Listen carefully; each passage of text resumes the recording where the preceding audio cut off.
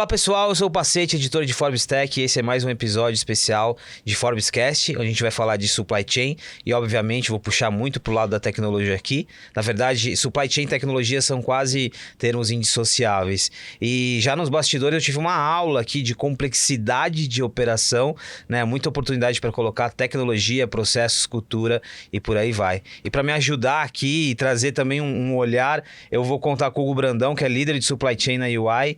Hugo, bem-vindo, obrigado, viu? Obrigado, Pacete. Vai ser um prazer aqui. Depois eu tenho aqui do meu lado Sérgio Sampaio, vice-presidente de operações do Grupo Boticário, e ele representa o Grupo da Beleza aqui, é isso? É isso. Prazer estar aqui com vocês, prazer enorme. Obrigado pelo convite.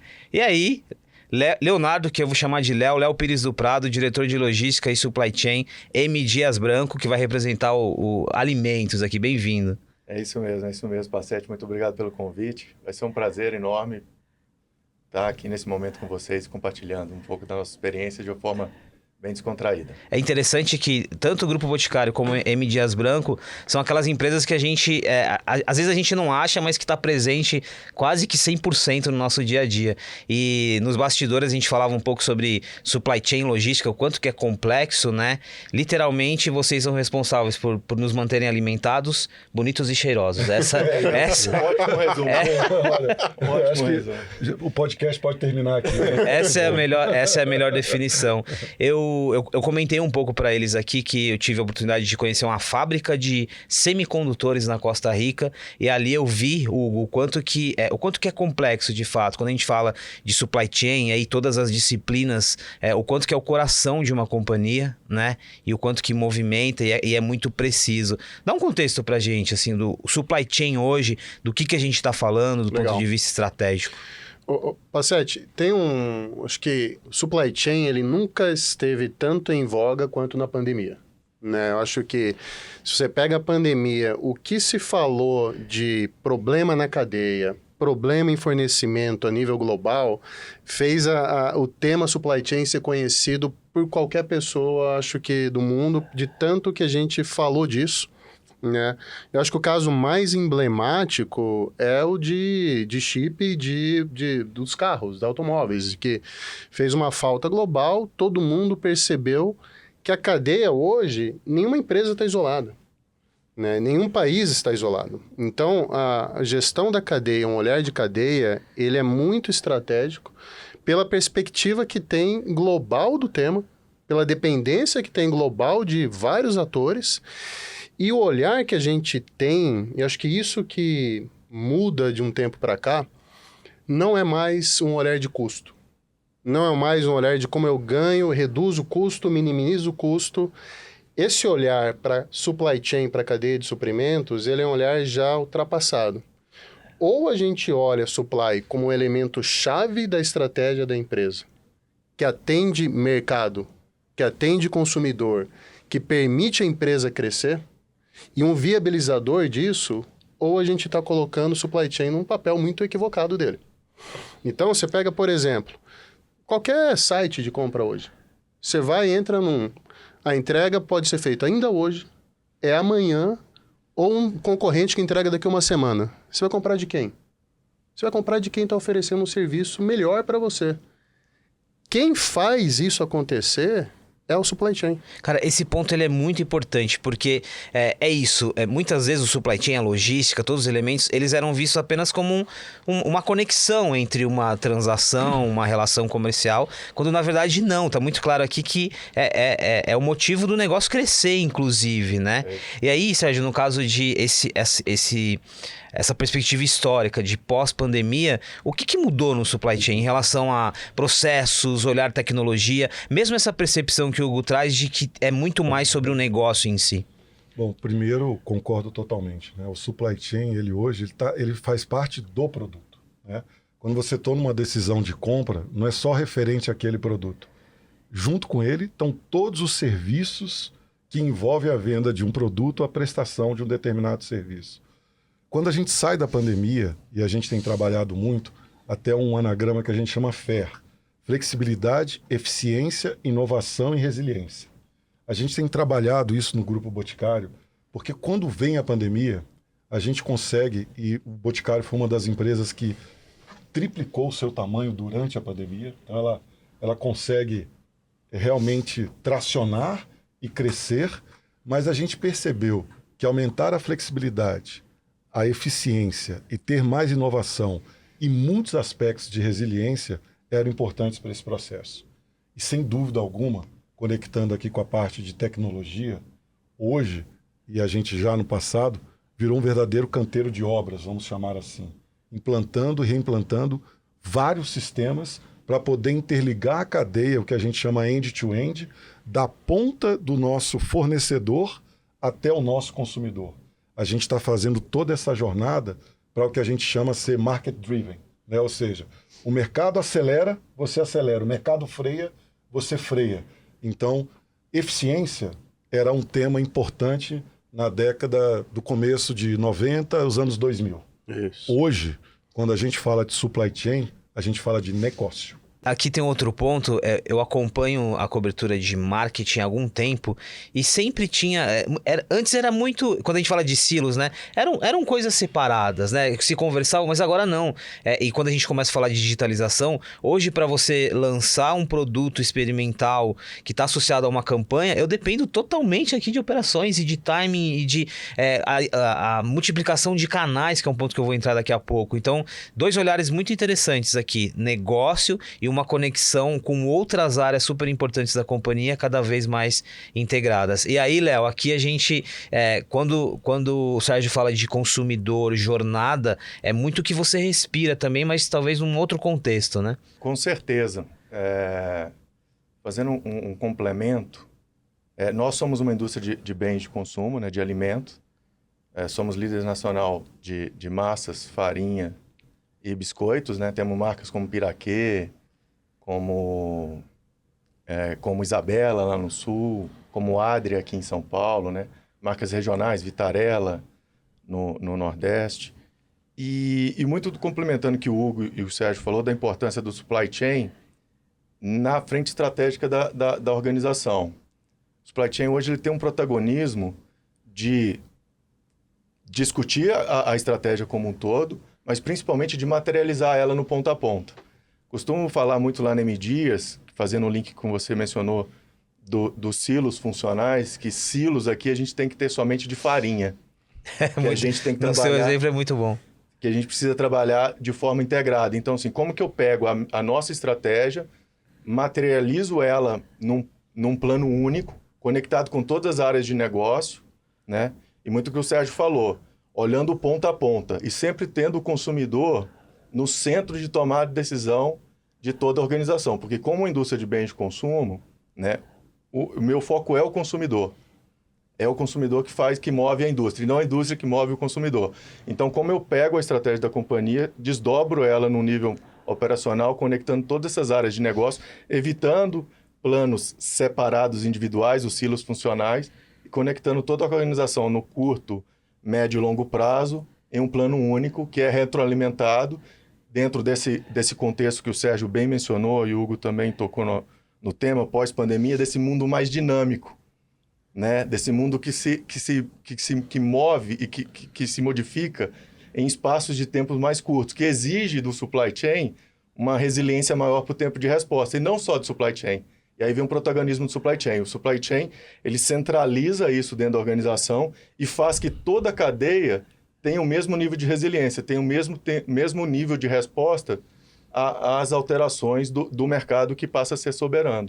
Vocês dois estão deixando muito claro aqui uma palavra, você usando o termo consumo, consumidor, jornada. Jornada é uma palavra importante pra gente aqui, e porque a minha jornada como pessoa, como consumidor, ela é complexa, ela é cada vez mais multiplataforma, ela é muito baseada em relações que eu tenho com a marca, então eu gosto muito já de a gente expandir o supply chain, não para uma área específica, mas para estratégia mesmo. E aí, aqui eu tenho uma curiosidade, Hugo, do ponto de vista, e aí um olhar macro também, o quanto que essas lideranças que estão aqui de supply chain e os profissionais que atuam na área precisaram ter outros repertórios.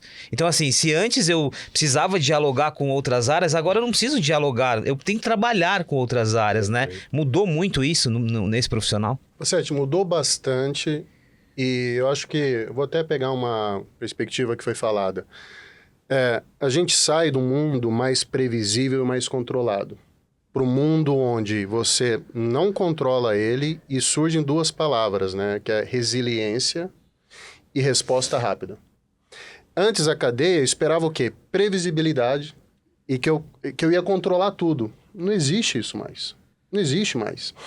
Então a mentalidade de quem trabalha na área e trabalha com tema não é de esperar algo redondo, algo que você vai controlar, algo que vai estar na sua mão. Mas como que você desenha uma cadeia que responde adequadamente para as mudanças que estão sendo vistas? O Sergião falou um tema que para mim é essencial, o end-to-end. E aí já vou fazer um gancho para uma visão futura, que é da digitalização e da tecnologia. O end-to-end hoje ela é das duas pontas. Eu tenho que entender o que o mercado está pedindo. Vamos pegar um exemplo, eu estou lançando um produto. A M Dias está lançando um produto novo, um biscoito novo. O Boticário está lançando uma perfumaria, um batom novo. Você não tem tempo para colocar o produto e errar na quantidade que você vai disponibilizar para o mercado. Cada vez mais existe tecnologia embarcada para entender o que está consumindo na ponta. O que eu vejo, alguém que usou uma cor diferente que eu consegui capturar, colocar num produto, disponibilizar no mercado e numa velocidade de dias, entender se está consumindo ou não e vai para a fábrica falar, aumenta a produção ou para a produção. Do outro lado da cadeia, e você vê o que acontece geopoliticamente, deu um problema de fornecimento. O navio parou no canal de Suez, deu uma crise com óleo de palma. Vai afetar o custo do produto da M Dias. Como que essa informação chega rápido, incorpora dentro do planejamento e decide, ou vou parar, ou já tenho que rebater em preço no mercado. Deixa eu pegar esse gancho do lançamento, porque para quem não está muito acostumado, lançamento não é algo pontual. Lançamento é uma frequência ali que está relacionada à estratégia de crescimento. E nos dois casos aqui, Grupo Boticário e M. Dias Branco, lançamento é algo muito importante.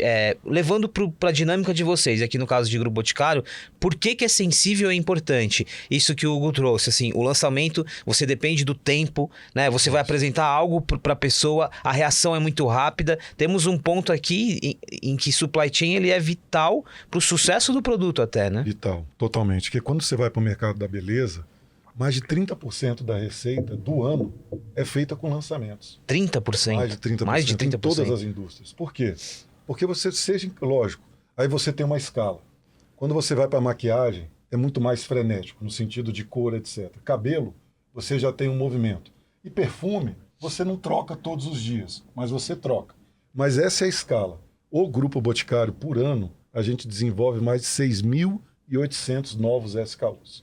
E a gente lança mais ou menos e desativa entre 2.000 a 2.500 novos produtos.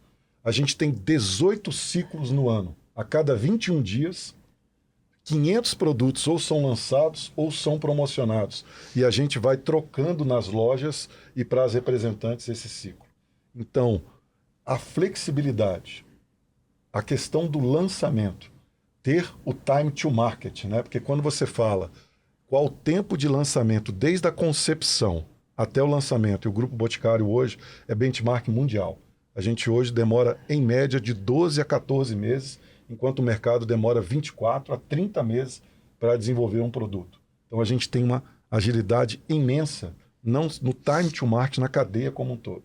Em conceber, detectar a necessidade do consumidor, que você tem que fazer uma leitura também futura. A gente lê o consumidor de hoje, o consumidor daqui a 5 anos, e eu leio o consumidor daqui a 15 e 30 anos. A gente vai fazendo essa perspectiva.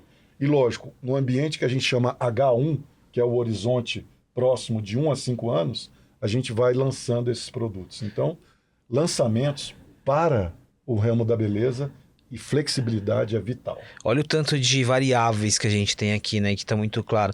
Ô, Léo, no caso de alimentos, aí eu fiz... enquanto o Sérgio falava, eu fui fazendo uma linha do tempo em relação a piraquê. Do sabor que existia e dos sabores que existem. Aqui tem quando a gente fala de lançamento, tem uma questão de responsabilidade também, né? Porque nós somos pessoas... o ser humano, ele tem hábitos, né? E hábito é uma coisa muito séria. Não, exatamente. quando vai para a nossa indústria, não é tão alavancado como na indústria da beleza. Mas dentro do negócio da cadeia do trigo, que é farinhas, massas e biscoitos, quando a gente segmenta os negócios, a inovação é vital para o crescimento da parte de biscoito, da parte de indulgência, que é fazendo o link com o que você mencionou do hábito de consumo. Então, salt snacks, não só salt snacks, mas toda a parte de biscoitos recheados, e fazendo o link com a Piraquê novamente, a gente tem uma inovação feita há 2 anos atrás, que é um grande sucesso dentro da companhia, que é o maltado coberto da Piraquê, o biscoito de maltado coberto da Piraquê.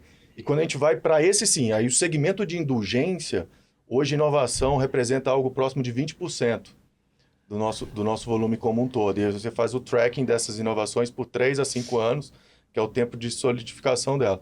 E aí qual que é o papel do supply chain? De novo, trazendo a discussão de uma forma holística.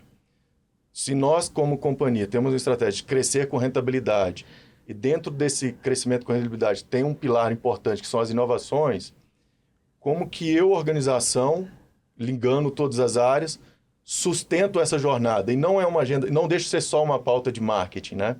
Como que eu conecto isso em um plano único? Então, novamente, volta ao protagonismo supply chain de transformar os planos da organização em um único plano.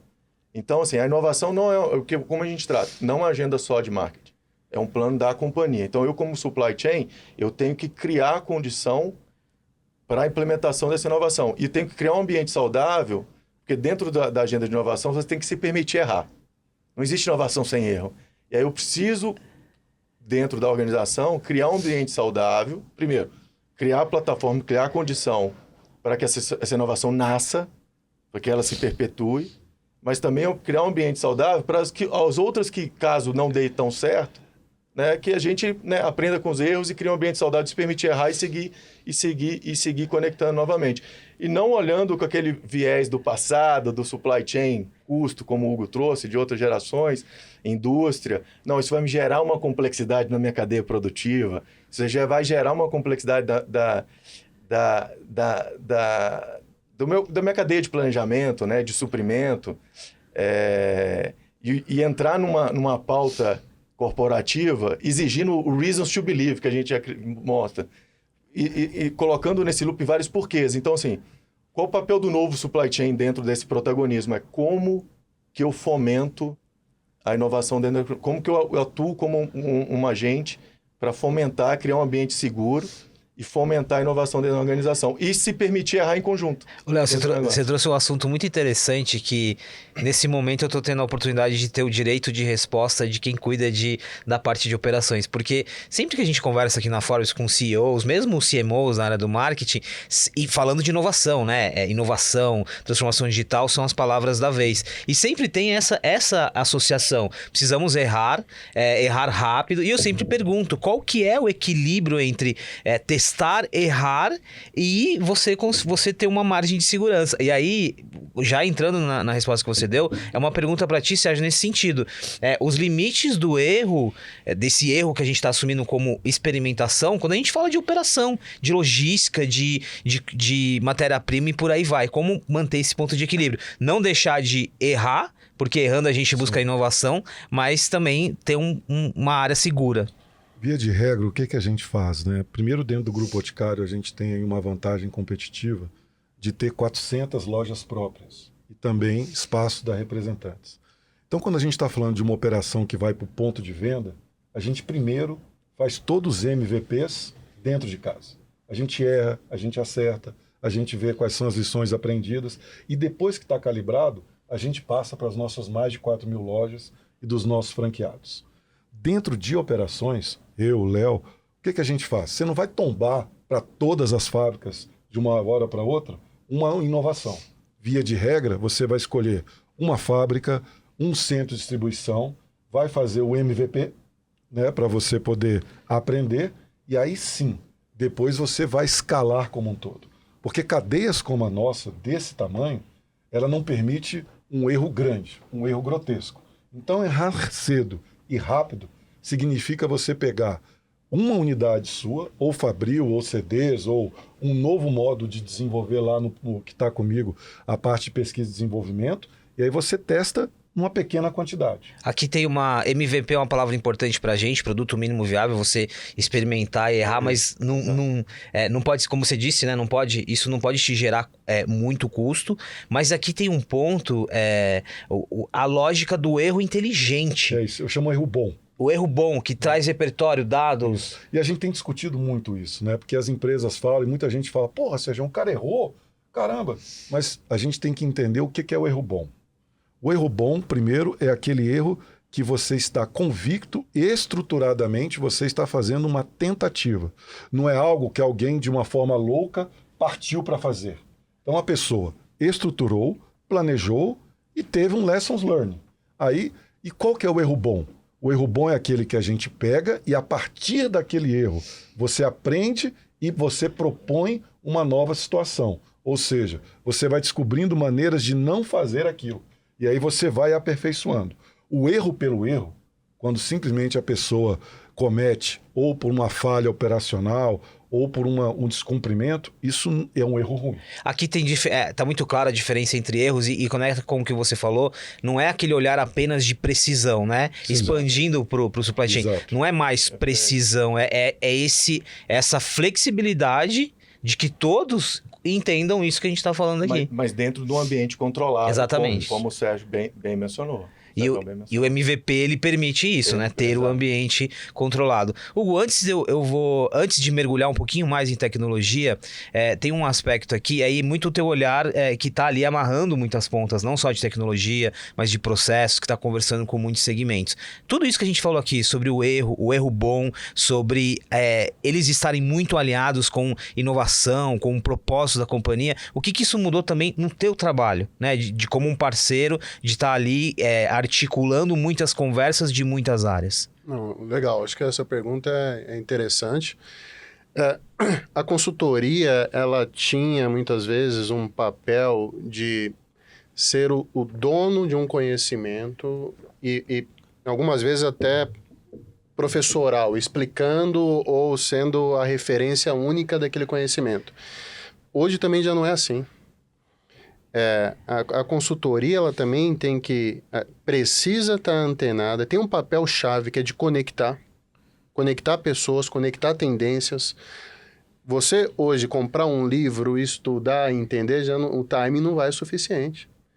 O que muitas vezes a gente faz o que na M Dias está sendo feito de inovação, de planejamento, de otimização que eu consigo levar para o Boticário. A gente estava falando um pouquinho antes que para a saúde eventualmente se aplica. Então, essa conexão, um olhar amplo de um insight do que acontece numa indústria e eu pego e levo para outra, é um papel muitas vezes mais chave do que um conhecimento teórico que você traz. Um segundo ponto que a lógica de projeto ágil e uma lógica de transformação traz é sair de uma postura que eu estou aqui fora e olho a empresa e digo o que posso fazer e sujar a mão junto e estar junto na batalha com o cliente.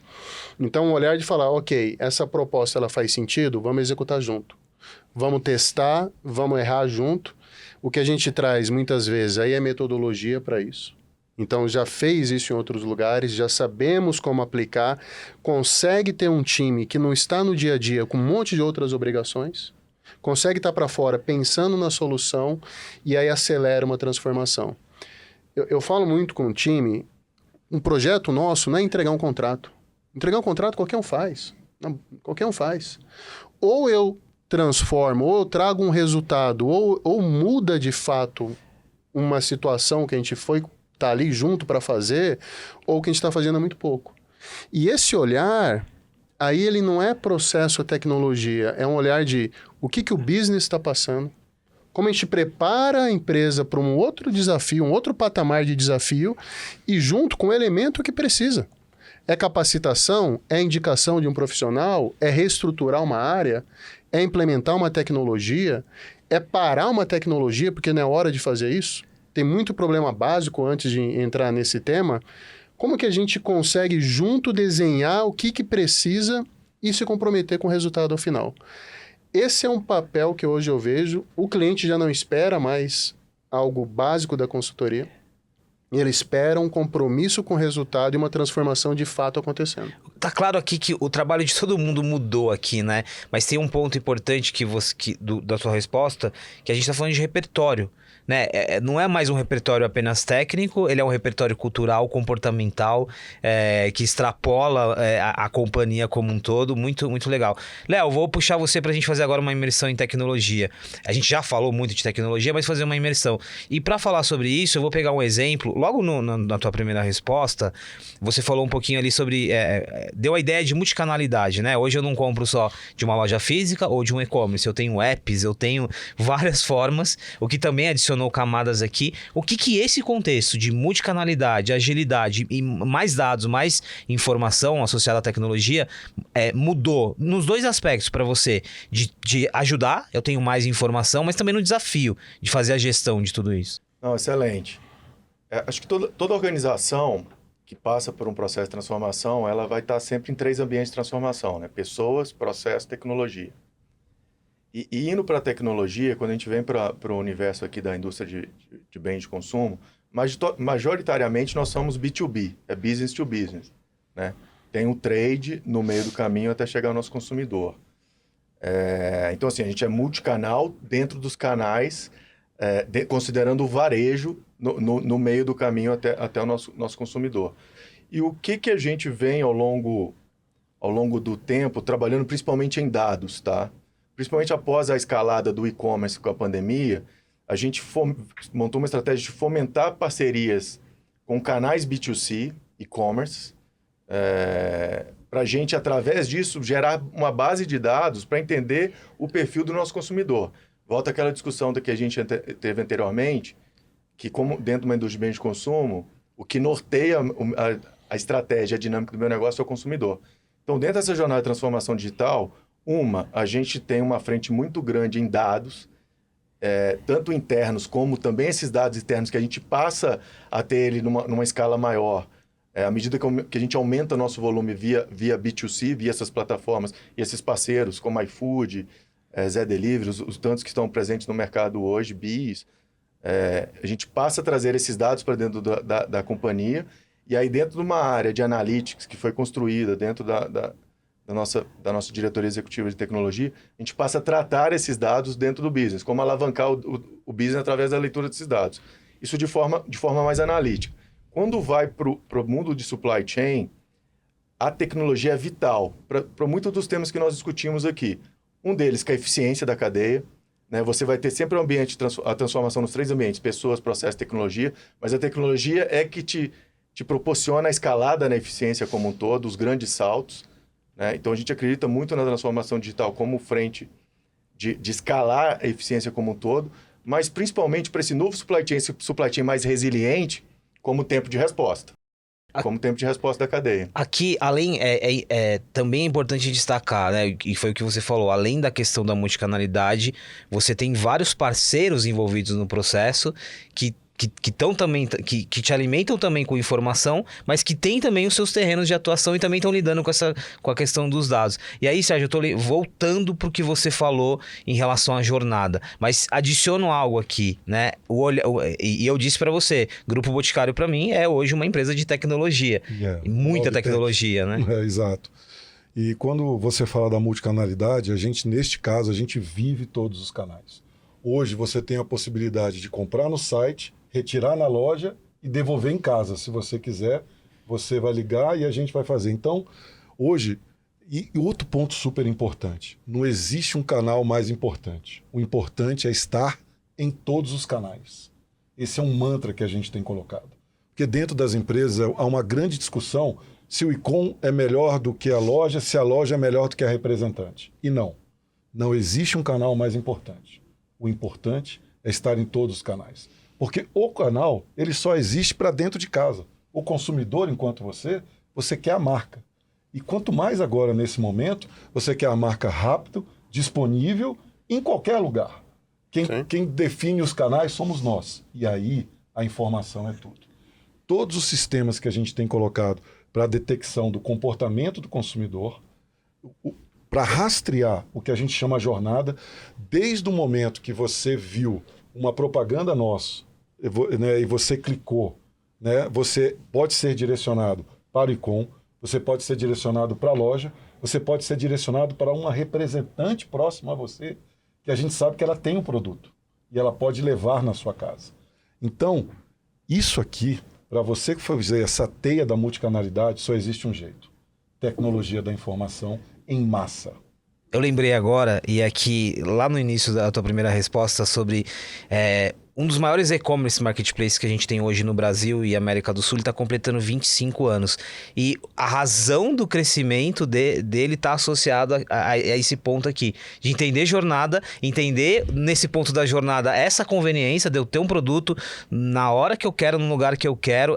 Aí volta ao que a gente, ao início da conversa. Supply chain associado a negócios, a crescimento. Exato. Muito importante. E quando você perguntou, o que me veio na cabeça foi um tema também de ecossistema. Né? A empresa, isso para mim está muito claro, assim, não existe mais uma empresa isolada. Não existe uma visão de que eu tenho um domínio completo da minha cadeia. Isso não existe mais.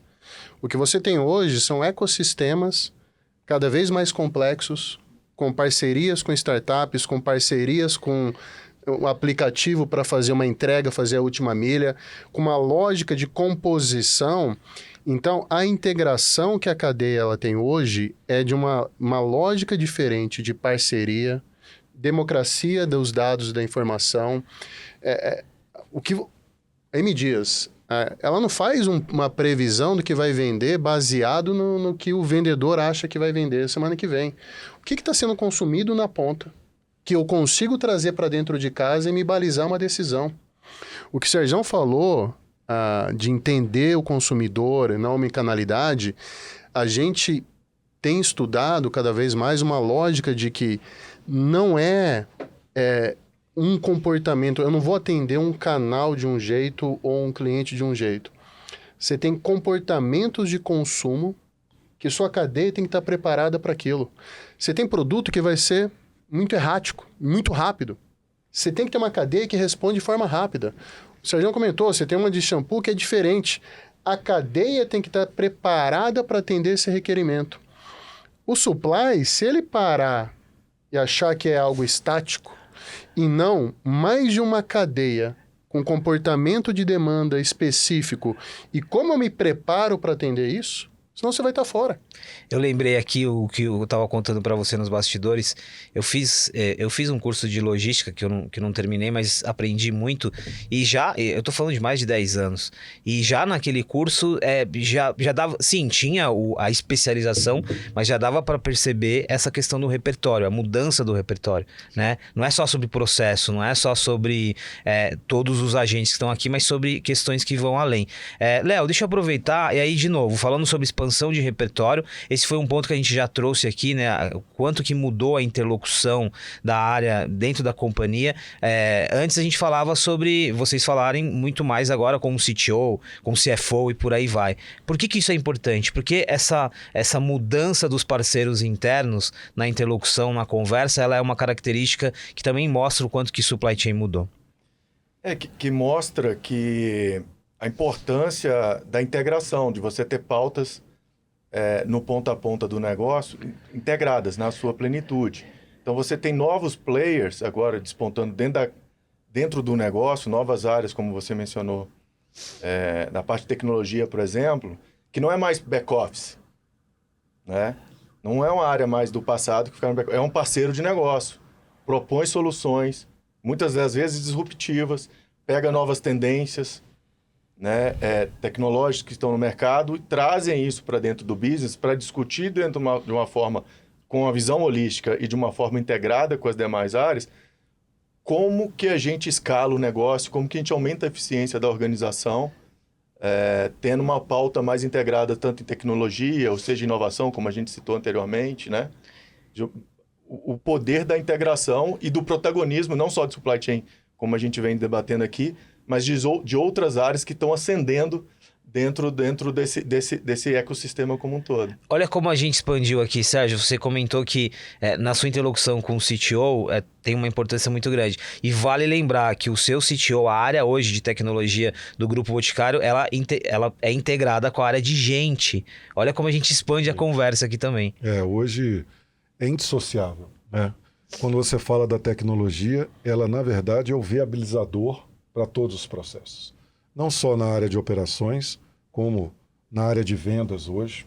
Toda a nossa tecnologia embarcada para tirar toda a fricção que você tinha em vendas lá, que é pagamento no caixa, que é você chegar na loja hoje, a nossa vendedora ela já consegue ver que você faz parte do Clube Viva, todo o seu perfil de compra, te sugerir no sistema, já vai fazendo sugestões para que o consumidor, ou se você fazer alguma pergunta, ele já consegue consultar ali e a gente já consegue interagir de uma forma muito melhor.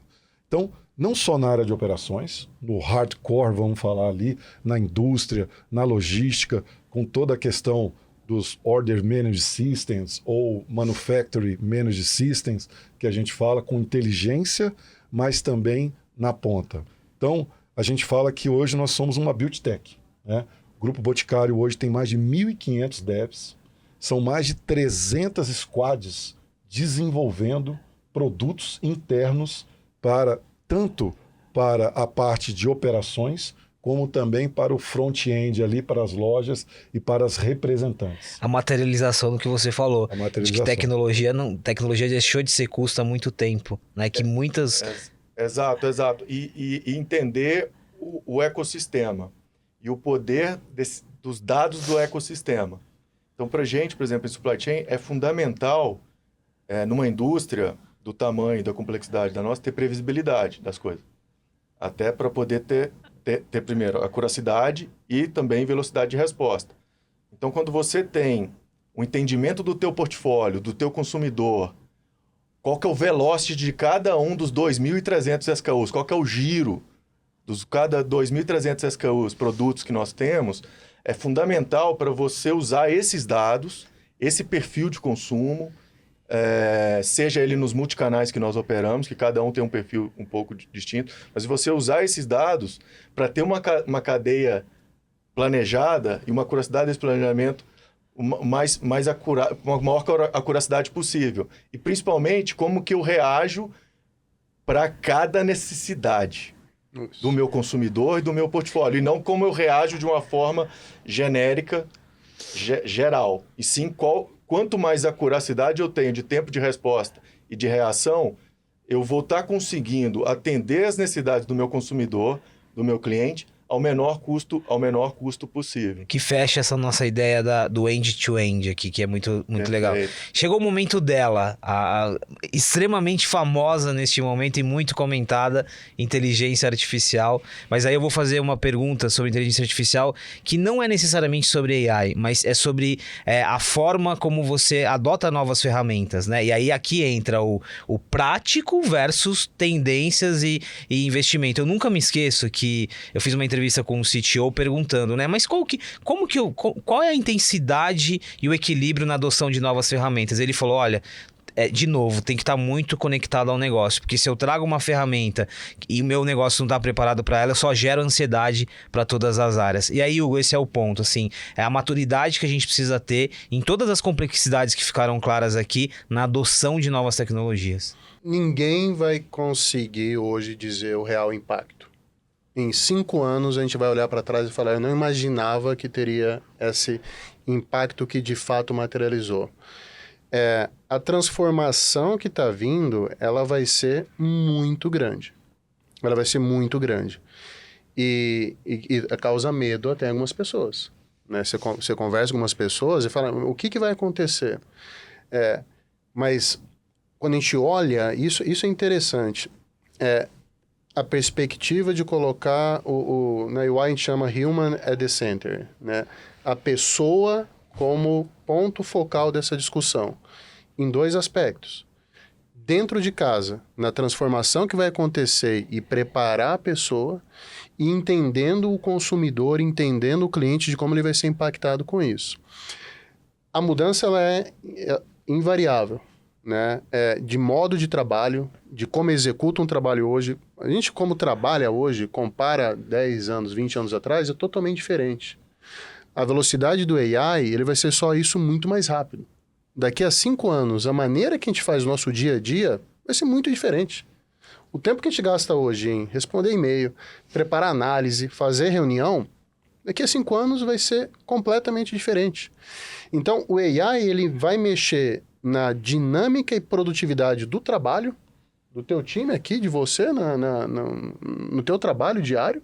Vai ser completamente diferente o que você vai fazer e a maneira que você vai fazer e como a gente coloca isso em operação nas empresas. Então, enquanto hoje eu tenho reuniões para tomar uma decisão, que eu olho o que mudou de vendas, o que mudou na ponta, o produto que eu lancei está respondendo ou não está respondendo, vai para a produção, não para, isso vai ser numa velocidade espantosa. A gente, aqui em Forbes Tech, a gente gosta muito de sempre trazer essa provocação sobre ter o ponto de equilíbrio em relação, nesse caso agora falando de AI, porque não estamos falando de uma tecnologia nova, né, que já é aplicada, mas estamos falando de uma mudança, e como você falou, ela é uma mudança que está relacionada à forma como a gente trabalha, mas é uma mudança de sociedade. E aí é onde a gente às vezes não consegue quantificar. Mas, Léo, e aí partindo dessa premissa de que a gente já usa essa tecnologia, como que hoje vocês estão discutindo AI? No que já tem de efeito, mas também em termos de adoção. Primeiro a gente entende, assim como o Hugo bem mencionou, que a gente está pegando o começo, né? A gente está na idade da pedra da inteligência artificial nesses 2 anos, que ela já se colocou disponível e que ainda daqui a 5, 7, 10 anos a gente vai estar em outro nível, em outro patamar. Mas trazendo para a nossa realidade, como que a gente trata a inteligência artificial? A gente tem um consenso já definido que a inteligência artificial é copiloto, né? Que o ser humano ainda será sendo o piloto da jornada do negócio, da organização, tá? Então, a gente trata ela muito pautado em performance e vantagem competitiva dentro dos nossos fóruns.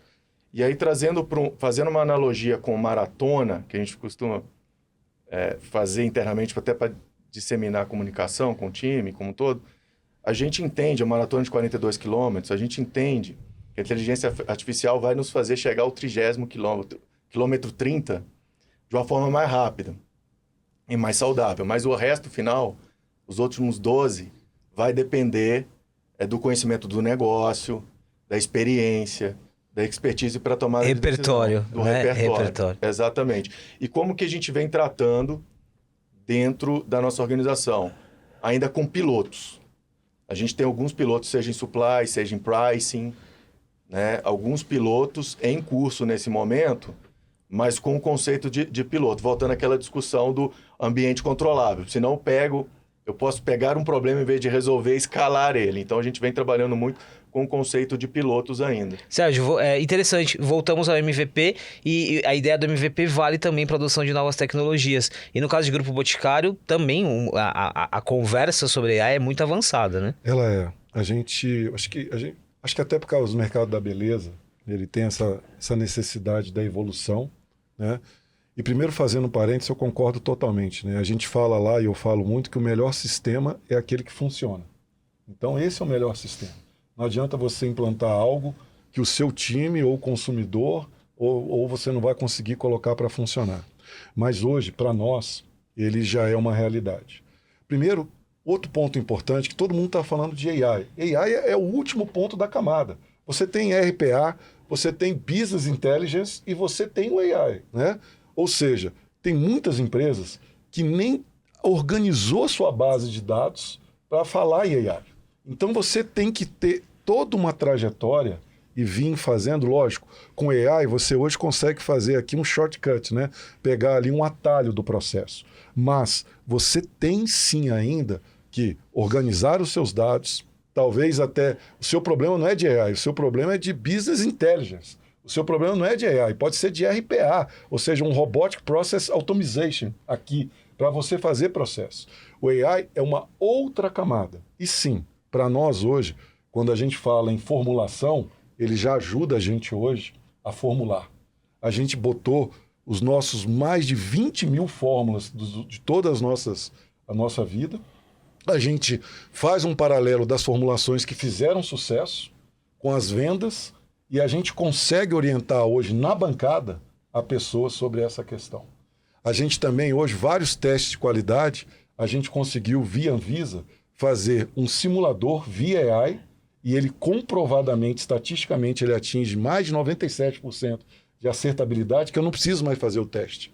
A minha inteligência artificial, ela projeta baseado em milhões de informações e cá para nós, a gente mostrou que ela é mais eficiente que o teste físico do processo. A gente continua fazendo o teste físico para alimentar o processo.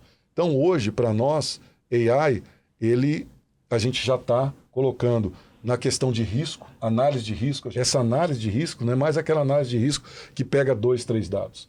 Ele pega um conjunto da vida daquela pessoa e faz qual o risco de crédito que aquela pessoa tem. Aqui vai ficando muito claro, né? E aí eu gosto muito da ideia de AI e novas tecnologias como MVP, porque a palavra que você usou bastante, né? Previsibilidade, dados, cabe muito AI, mas precisamos experimentar. O exemplo que você deu agora, tem toda uma extensão aqui de cadeia também. Blockchain já foi uma outra tecnologia que a gente discutiu muito, que hoje é realidade. Então tem essa ideia da adoção, é isso, assim. Precisa estar preparado, não é simplesmente usar a tecnologia porque ela está em alta. Hugo, eu vou fechar. Infelizmente, passou rápido, hein? Quando passa rápido é porque o papo foi bom. Gostei muito e porque expandiu também o supply chain. A gente não falou aqui de conceitos de supply chain apenas, mas de transformação digital, de cultura comportamental e por aí vai. E eu vou fechar com ESG. Não por ser menos importante, acho que ESG e a conversa de tecnologia está totalmente associada. A gente falou de negócios, independentemente da letra da sigla aqui, né? Seja o E que remete ao ambiente, ou o S de social, G de governança. Por que o ESG, e essa ideia de que eu sou responsável agora não só pela minha eficiência, mas por toda uma cadeia, por que ele aqui é um tema tão importante quanto tecnologia e porque ele vem mudando a nossa conversa sobre supply chain? Passetti, o ESG, e aí uma palavra que a gente falou bastante aqui é jornada. E para mim essa palavra se encaixa perfeitamente no ESG. Se você pega desde aqui no Brasil, né, Rio 92, depois Rio mais 20, e toda a evolução que vem vindo do tema, e ela é uma jornada das empresas, porque ela mexe em a maneira de pensar das empresas. Então, aí eu saio de uma discussão apenas de lucro para uma discussão mais ampliada. E as empresas, você vão ter empresas com vulnerabilidades mais básicas, que tem ainda telhado de vidro, que aí eu tenho problema de risco que eu não sou nem compliance com o que eu faço. E tem outras empresas que conseguem trabalhar o tema explorando ele, agregando valor à marca, agregando valor a um produto. E falando, legal, eu tenho práticas de ESG que eu trabalho na minha cadeia inteira e agrego valor à minha marca, consigo fazer um reconhecimento do meu produto e o meu mercado consumidor valoriza e paga por isso. Tem 2 atores hoje que já mudaram a cabeça e você não consegue mais voltar atrás, que é financeiro. O mercado financeiro hoje, para aprovar, ele tem exigências cada vez maiores disso. Para aprovar financiamento, fundo de investimento para colocar dinheiro na empresa exige comprovações de práticas. E o consumidor que está cada vez mais atento. Então, você tem 2 atores do ambiente mais completo que estão pedindo e exigindo da empresa esse movimento. A empresa ela já não consegue mais falar, não, vou ficar de fora disso. Não vou trabalhar nisso. Só que a materialização, ela entra na questão da cadeia. Você vai fazer o quê? Como que eu faço uma compra sustentável? Que eu tenho os requisitos comprovados, que eu garanto que o meu fornecedor tem as práticas de mão de obra adequada, que o impacto ambiental dele na extração do material, do insumo que eu compro, está adequado. Como que eu produzo respeitando norma e mirando isso, não só olhando custo, olhando o que eu tenho feito de consumo de água, de energia, que tipo de energia que eu estou utilizando, como que eu estou garantindo o menor consumo do material para também ter menor desperdício disso. Logística, todo mundo fala disso hoje. Como que eu entrego, qual que é a emissão, qual que é o impacto de emissão. E é engraçado que as coisas se conectam, né? No Brasil, pela loucura tributária que é, o produto ele viaja para todo lado. Se você olha pela perspectiva de custo, de resultado final, faz sentido. Pela perspectiva de ESG, não faz o menor sentido. Você tá me fazendo lembrar aqui, e aí no caso de Grupo Boticário, eu não levo, eu levo o frasco do meu perfume, mas não é só das marcas do Boticário, inclusive de outras marcas aqui. E aí aqui, conectando com o que o Hugo falou, a expansão para você tem que se preparar para fazer isso, né? Sim, e o Grupo Boticário é das empresas do varejo que mais faz o processo de reciclagem e captação, né? E a nossa responsabilidade, de novo, voltando ao end-to-end, da toda a ponta da cadeia, a gente tem a discussão desde os fornecedores que nos fornecem, com a questão social, ambiental, ou seja, quem precede a gente, essa matéria-prima, como ela é produzida dentro da fábrica, que a gente chama itens de ecoeficiência. Quanto CO2 emite, quanta água você usa para produzir um frasco de creme, quanta energia, a energia é renovável, que no nosso caso é renovável, e os nossos produtos em si. E deles serem recicláveis, independente ou não de você deixar lá, aonde ele estiver na natureza, ele poder ser captado e poder ser reciclado. Outro ponto também, eu posso levar como consumidor, mas tem uma outra parte que você vai precisar encontrar. E aí aqui, no caso de M. Dias Branco, não é mais sobre onde eu vou achar o trigo com um preço acessível, uma qualidade boa, mas é sobre quem produz esse trigo e por aí vai, né? E vai até mais além, né? Porque nós, como indústria de alimentos, Sim. a gente tem uma responsabilidade sobre o desperdício. O meu desperdício é alimento, né? E aí dentro da cadeia como um todo, toda a indústria de alimento ele tem uma responsabilidade da nutrição, né? De feeding the world, né? De alimentar o mundo. Então, como que a gente trata? Dentro o Hugo bem mencionou, dentro da organização, a gente tem um comitê e tem uma governança genuína do ESG para esses dois players, esses dois stakeholders super fundamentais dentro da agenda, que é a sociedade, né? O primeiro, o investidor, e o segundo, o consumidor. Ambos demandam essa agenda hoje das organizações, né? Então, assim, nós como uma empresa listada, capital aberto, nós queremos estar disponível para todo o perfil de investidor, né?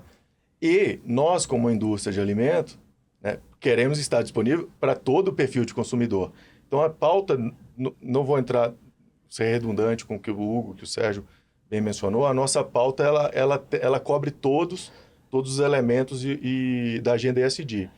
Vindo para o supply chain, para a cadeia de planejamento, e fazendo a conexão com a responsabilidade do zero desperdício, é inerente do processo de uma indústria perda, né? Então, a gente, dentro de tudo que a gente produz e não consegue vender, disponibilizar ao mercado, por N motivos, a gente inicia essa jornada lá em 2021 com 1% da nossa receita líquida sendo desperdiçada. Nós fechamos ano passado com 11 bi. Dá para ter uma dimensão do volume e das toneladas relacionadas. E aí a gente firma um compromisso até 2030 de desperdício zero. Hoje, a gente, em perdas como um todo, está operando na casa de 0,3%, então saiu do 1%, de 21 para cá.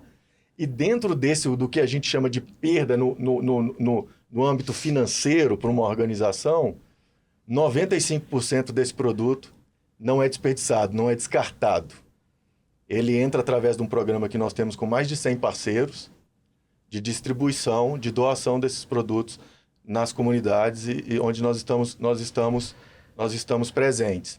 E aí, dentro dessa jornada, isso que é muito legal, que traz também elementos de tecnologia.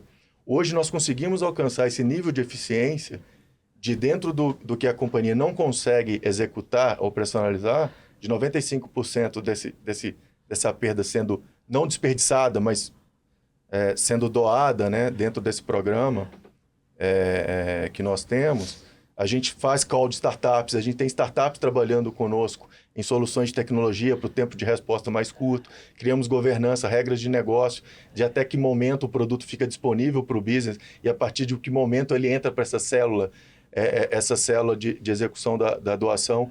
Conectamos essa estratégia com o chão de fábrica hoje na nossa operação. E é isso que é legal da sociedade. Nós temos os embaixadores em cada um dos 27 centros de distribuição, os embaixadores do programa de desperdício zero. E as pessoas têm orgulho de ser o embaixador do programa dentro da organização, que é essa conexão da sociedade sobre a pauta. Então, é um programa que nós, internamente, dentro da M Dias, temos um orgulho grande. A gente mostrou para o business, sim, que é possível ser mais eficiente, e sim que, além de ser eficiente, dá para ter uma pauta de sustentabilidade, né?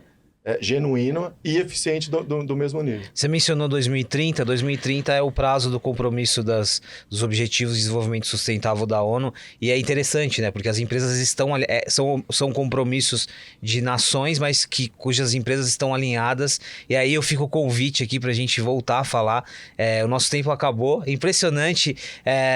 De novo, assim, supply chain, eu acho que uma palavra que fica muito aqui é ecossistema, em vários aspectos, né? De integração da companhia, do repertório, da tecnologia e por aí vai. Léo, obrigado. Eu que agradeço. Obrigado. Voou o tempo, né? Foi super rápido, super prazeroso. Falar um pouco do protagonismo do supply chain dentro das organizações, esse novo supply chain, né? Foi super prazeroso. Obrigado pelo convite. Adorei o tempo que nós passamos juntos aqui, Sergião. Prazer em conhecê-lo. Prazer em conhecê-lo enorme. Hugo, parceiro de longa data. Excelente, muito obrigado pela oportunidade novamente. Muito obrigado. Sérgio, obrigado por compartilhar aí de não só os exemplos, mas também desafios, né? Obrigado, realmente. Desafios que começaram, acho que intensificaram e ficaram mais latentes da pandemia, como foi colocado, mas que agora, com toda essa revolução e esse mundo VUCA e BANI, né, que toda hora se transforma, a cadeia de supply chain e tecnologia estão na ponta, na empresa, como um fator preponderante, uma vantagem competitiva. Então esse é o ponto importante, essa é a grande mudança que não volta mais, é uma transformação. Muito Obrigado. bom. Hugo, tivemos uma masterclass aqui do novo supply chain, eu gosto do termo, também queria super agradecer, e como você falou, né, não é mais aquele olhar fechado, a gente tem muitas outras variáveis e conversas aqui. Não, que isso, eu agradeço, Passetti, pela conversa, acho que foi excelente aqui estar com Léo, Serjão, clientes que a gente trabalha há bastante tempo aqui, muita troca, né, que a gente tem tido nos últimos anos, e até nisso, né, a conexão que esse trabalho, que essa lógica permite, né? Então, para mim, isso é chave, é conectar com pessoas, conectar com tendências, conhecer você aqui, conhecer a Forbes, poder estar trocando com as pessoas. Espero que tenha sido, para também quem vai estar ouvindo, né, excelente essa oportunidade aqui. Muito obrigado. Todos os temas que cobrimos na Forbes foram conectados aqui de alguma forma, do marketing aos negócios, passando por tecnologia. Esse foi mais um episódio do Forbescast, falando sobre o novo supply chain. Obrigado pela presença de vocês e a gente se encontra no próximo.